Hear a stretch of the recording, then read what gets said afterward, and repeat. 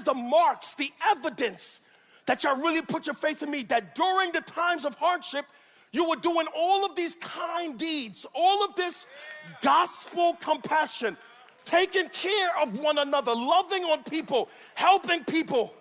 You were doing all of these things during the tribulation. These are the evidence that they were really saved. It's called, watch this word, fruit.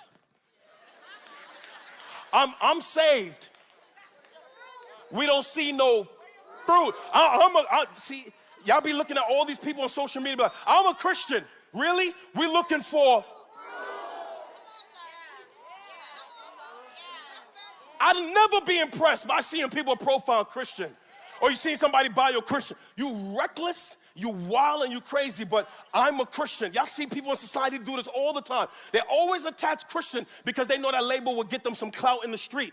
But what we're looking for is not a title. What we're looking for is fruit. We're looking for, watch this word, evidence that you belong to God. And the evidence that somebody's really saved, watch what flows out of them. Love, compassion, mercy, generosity, helping other people in need, inviting people into your home, taking in orphans and widows, helping the person on the street, helping the poor, helping missionaries, supporting gospel ministry. The evidence that you're really a Christian, we see the acts of love pouring out of your life. No fruit, no credibility. Ain't nobody impressing me with a title Christian. No fruit, no credibility. Verse 37, then the righteous, who? The righteous will answer him saying, Lord, when did we see you hungry and feed you, or thirsty and give you drink? And when did we see you a stranger and welcome you, or naked and clothe you? And when did we see you sick or in prison and visit you?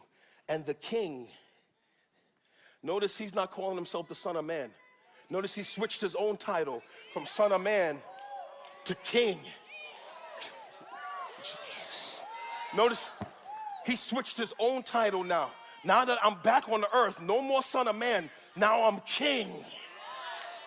And the king will answer them and saying, truly I say to you, as you did it to one of the least of these, my brothers, you did it to me. Full stop.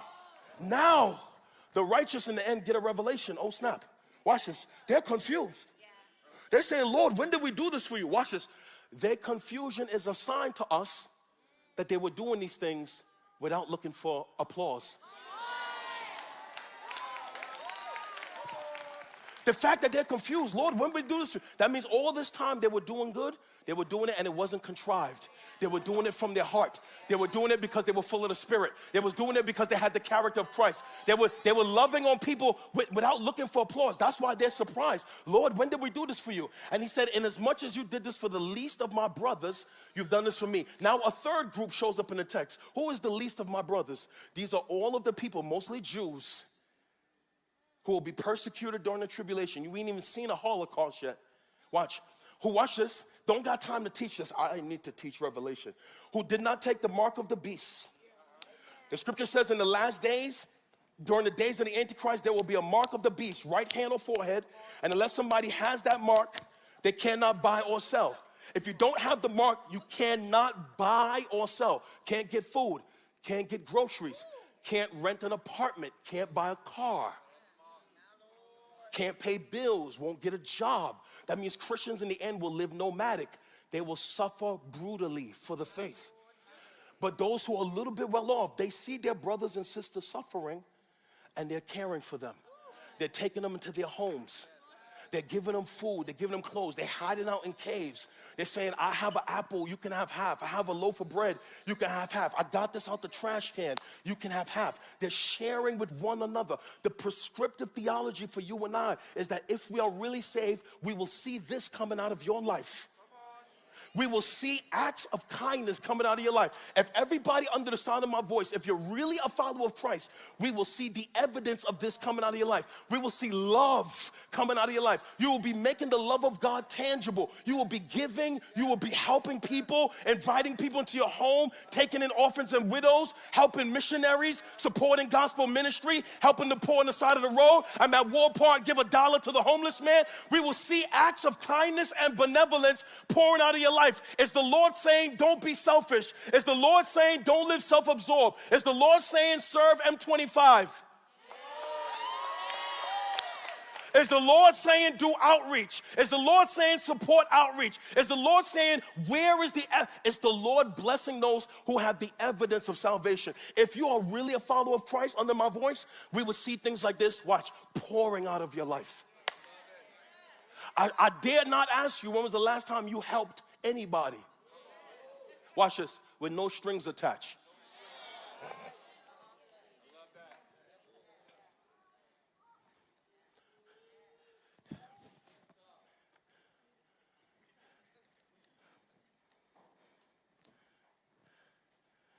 All right, let's land the plane. Everybody look, because that's what's going to happen for the who? The righteous. Where are the righteous going? They're going into the kingdom. You know why the Lord is separating humanity? He's going to separate humanity when he comes. Everybody look at me.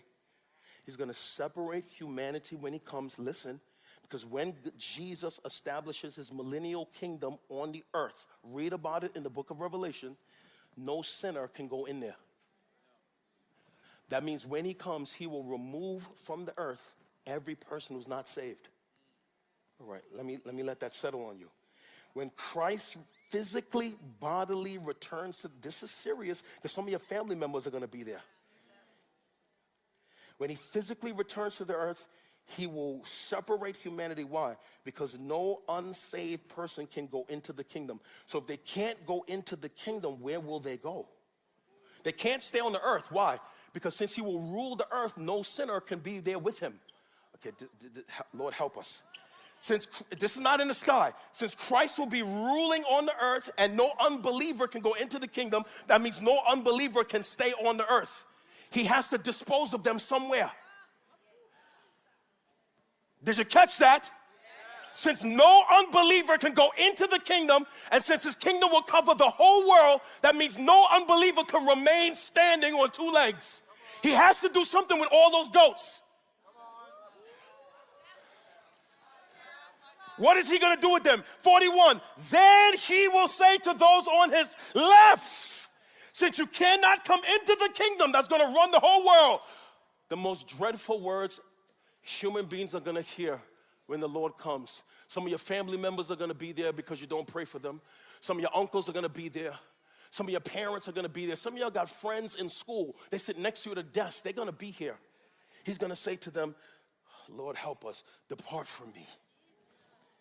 You who are cursed, you who are damned into eternal fire, prepared for the devil and his angels. So everybody who's not saved, they can't stay on the earth, he will send them straight into eternal fire. They will lose their life on this side and immediately wake up in the eternal flames. They cannot stay on the earth. Now, you say God is cruel. I say you don't read. He said the eternal fire was prepared not for humans. It was prepared for the devil and his angels. I said, preacher, I don't understand. The devil was not always Satan. He was Lucifer, an angelic being who lived in the presence of God. According to the scriptures, he rebelled against God and took a third of the angels with him. They were cast out of heaven. Those angels became demons that roamed the earth. Now listen to me carefully. The Lord never intended for anybody to be in hell. It wasn't a part of his original program. But when Satan rebelled, and when those angels rebelled, now they can't come back to heaven. So he has to create a place to bound them for eternity. God, Lord. So God creates a place to house Satan forever and those demons forever. Watch. And Satan knows where he's going. Prove it to me, Philip. When Jesus was being tempted in the wilderness, Jesus quoted the scriptures and said, it is written. But Satan also quoted the scriptures and said, it is written. Go read Matthew chapter 4 for yourself. Jesus says it is written. Satan says it is written. Both of them are quoting the Bible. That's why you got to know the difference when you listen to people.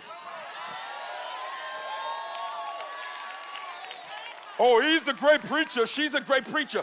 Jesus says it is written. The devil says it is written. You got to know the difference between who you're listening to. If Satan was quoting the scriptures in the temptation of Christ, that means he knows the Bible. I'm about to help y'all. He already knows where he's going in the end. He knows that there is no escape from that sentence. Now watch. But because he knows there's no escape, he does not want to go there alone.